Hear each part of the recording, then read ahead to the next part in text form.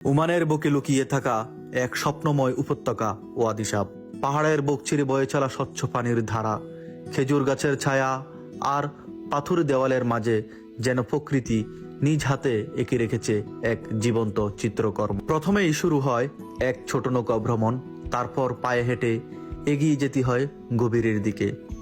পথে পথে দেখা মেলে প্রাকৃতিক পুল, ছোট ছোট জলপ্রপাত আর সবুজাব প্রাণীর নিচে লুকিয়ে থাকা পাথরের রহস্যময় ঘটন।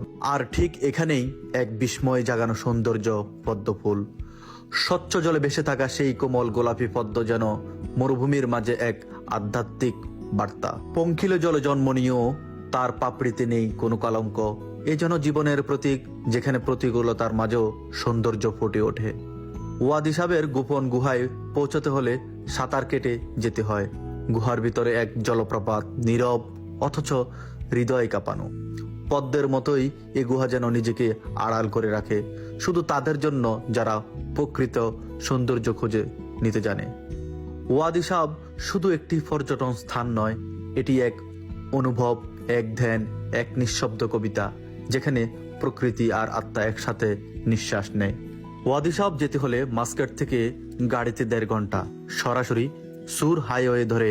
সেখান থেকে ছোট নৌকা ভ্রমণ থেকে শুরু হবে আপনার এই ওয়াদি সাবের যাত্রা।